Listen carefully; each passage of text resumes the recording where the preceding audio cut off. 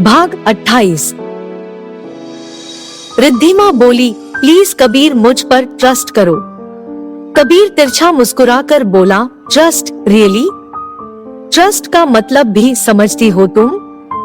Trust जैसा शब्द बहुत बड़ा होता है और शादी जैसे रिश्ते की नींव भी इसी ट्रस्ट पर टिकी होती है। लेकिन बदकिस्मती से हम दोनों के बीच ट्रस्ट जैसा कुछ है ही नहीं। ना तो तुम मुझ पर विश्वास करती हो और ना ही मैं तुम पर।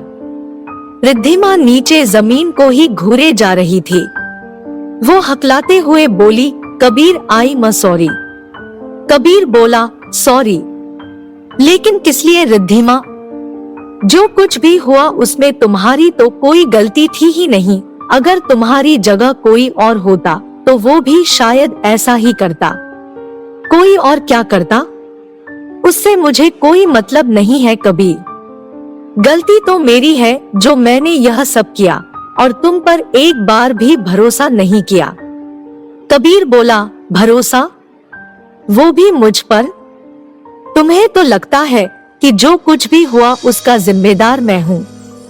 मैंने ही काम्या को अबॉर्शन कराने के लिए फोर्स किया था और उसका एक्सीडेंट भी मेरी वजह से ही हुआ था।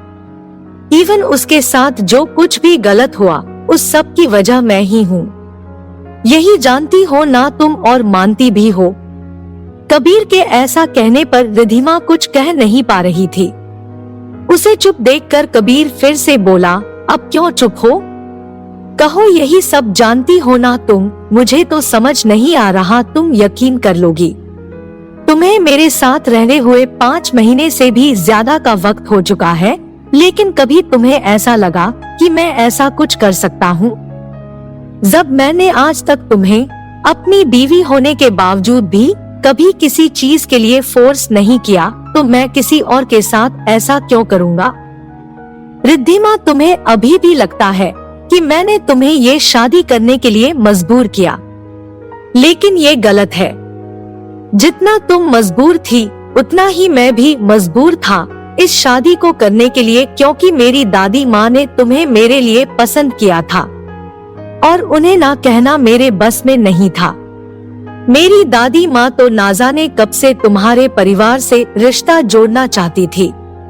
मेरी दादी माँ ने तो काफी साल पहले तुम्हारी बहन को मेरे लिए पसंद किया था, लेकिन वो किसी और से प्यार करती थी। इसलिए मेरी दादी माँ ने ये ख्याल अपने दिल से निकाल दिया।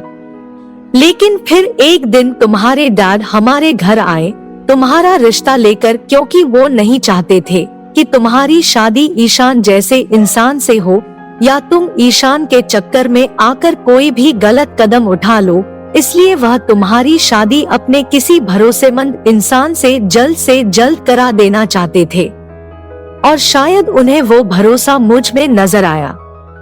मैं जानता हूँ कि ये कोई उम्र नहीं थी तुम्हारी शादी करने की, लेकिन तुम गलत रास्ते पर थी। उससे बचाने के लिए तुम्हारे डैड तुम्हारी शादी कराना चाहते थे। जब तुम्हारे डैड तुम्हारा रिश्ता लेकर हमारे घर आए तो दादी ने भी बिना कुछ सोचे समझे हाँ कर दी, क्योंकि एक तो वो मेरा घर बसा हुआ देखना चाहती थी और दूसरा वो लड़की तुम थी। तुम्हारे डैड के मेरे डैड पर बहुत बड़ा एहसान थे, जिन्हें चुकाने के लिए मैंने भी ना चाहते हुए भी इस शादी के लिए हाँ कर दी। मैं तुम्हारे बारे में शुरू से सब कुछ जानता था। तुम्हारे डैड ने शादी से पहले ही मुझे सब कुछ बता दिया था। रिद्धिमा, मैं जानता था कि तुम और ईशान एक रिलेशनशिप में हो और ईशान की बहन काम्या है। वो लोग कितने शातिर है ये तो मैं अच्छे से जानता था, लेकिन मुझे बर्बाद करने के लिए वो लोग तुम्हें मोहरा बनाकर मेरे ही खिलाफ इस्तेमाल करेंगे, ये मैंने नहीं सोचा था। लेकिन मैं ये तो ये जानता था कि काम्या तुम्हें मेरे खिलाफ मैनिपुलेट जरूर करेगी। तुम्हें अभी भी लगता है रिद्धिमा कि मैंने अपने बच्चे को मारने की कोशिश की होगी? ये कहकर कबीर ने रिद्धिमा की तरफ देखा तो रिद्धिमा ने भी कबीर की तरफ देखकर अपना सिर ना में हिलाया। रिद्धिमा को ना में सिर हिलाना देखकर कबीर फिर से बोला, सच बताना रिद्धिमा, क्या तुम अब भी काम्या की कही हुई बातों पर विश्वास करती हो? रिद्धिमा धीरे से बोली, नहीं। कबीर बोला, अच्छा यह बताओ उसने तुमसे मेरे बारे में क्या क्या कहा?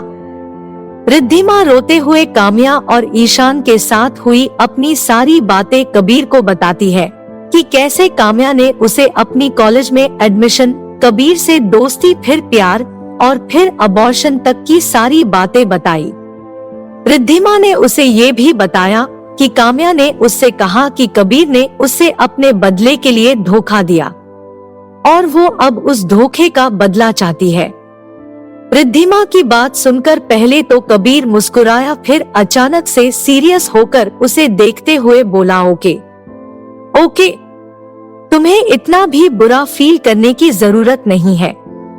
इस सब में काम्या की कही हुई काफी सारी बातें तो सच ही है। सब कुछ झूठ नहीं बताया है उसने तुम्हें। ये सच है कि मैं उससे कभी प्यार करता था, प्यार ही नहीं बल्कि पागलों की तरह प्यार करता था। तुम जानती हो रिद्धिमा, जब मैं कॉलेज में था तो मैं भी तुम्हारी तरह बेवकूफ था, पागल था और नासमझ भी। जल्दी ही लोगों पर विश्वास कर लेता था। मैं काम्या से बहुत प्यार करता था और उसके प्यार के लिए सब कुछ करने के लिए तैयार था। सब कुछ का मतलब समझती हो? सब कुछ। तुमने तो कुछ भी नहीं किया। जानती हो, मैं तो उसके प्यार में इतना पागल हो गया था कि जब उसने मुझसे दादाजी और दादी माँ को छोड़ने के लिए कहा तो मैं बिना कुछ सोचे समझे उसकी ये बात मानने के लिए भी तैयार हो गया था। यह बात कहते कहते उसकी मुट्ठियां गुस्से से भिंच गई। कॉलेज में हम दोनों बेस्ट कपल के नाम से जाने जाते थे। पूरा कॉलेज हमारे बारे में जानता था। मैं उससे दीवानों की तरह प्यार करता था और वह सिर्फ मुझसे प्यार का नाटक कर रही थी। सिर्फ और सिर्फ नाटक। बहुत अच्छी एक्ट्रेस थी वो। फिर काम्या ने एक दिन मुझे बताया कि वह मेरे बच्चे की माँ बनने वाली है। ये सुनकर तो मैं इतना खुश हो गया कि मेरे पांव जमीन पर ही नहीं पड़ रहे थे। बहुत खुश था मैं तो उसी वक्त उससे शादी करना चाहता था। यह कहते कहते वह एक पल के लिए रुका और फिर एक गहरी सांस लेकर दोबारा बोला, उसने मुझसे कहा कि मेरे दादाजी ने उसके डैड के साथ बहुत बुरा किया है। उनकी कंपनी को बहुत नुकसान पहुंचाया है और जानती हो, मैंने बिना कुछ सोचे समझे उसकी बात पर विश्वास कर भी लिया। बिल्कुल ठीक वैसे ही जैसे तुम ईशान की बातों पर विश्वास करती थी। सबके मना करने के बाद भी तुमने कभी ईशान पर विश्वास करना नहीं छोड़ा। ऐसे ही मैं भी काम्या पर विश्वास करता था। मैं उसके प्यार में इतना पागल था कि उसकी चाल को समझ ही नहीं पाया। उसने मुझसे मेरे दादाजी के लॉकर से एक फाइल चुराने के लिए कहा और जानती हो रिद्धिमा, मैंने क्या किया? मैंने वो फाइल चुराई भी और साथ ही साथ उसे दे भी दी और ये मेरी जिंदगी की सबसे बड़ी गलती साबित हुई। कबीर तो बस आज अपने दिल का हर दर्द बहा देना चाहता था। वो चाहता था कि रिद्धिमा अब किसी भी गलत फहमी में ना रहे, उसे किसी भी तरह का कोई गिल्ट ना रहे। वो उसके घर और जिंदगी से खुशी खुशी जाए।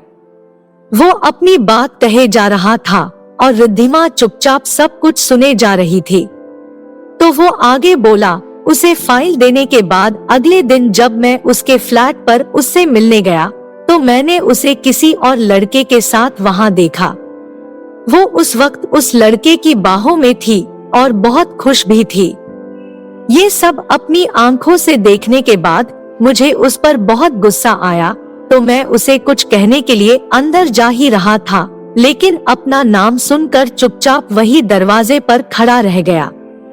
अंदर काम्या मेरे बारे में ही उस लड़के से बात कर रही थी। मैंने सुना कि काम्या कह रही थी, कबीर तो बिल्कुल बेवकूफ है, उसमें तो अकल नाम की चीज नहीं है। वो मेरे पीछे ऐसे लट्टू होकर घूमता है कि बस पूछो ही मत। जानते हो क्या किया उसने मेरे कहने में आकर? अपने दादाजी को ही धोखा दे दिया। अपने दादाजी की कंपनी की इतनी बड़ी इंफॉर्मेशन बिना किसी सवाल के मुझे लाकर दे दी। अब मेरे डैड उसके दादाजी की कंपनी को बर्बाद कर देंगे।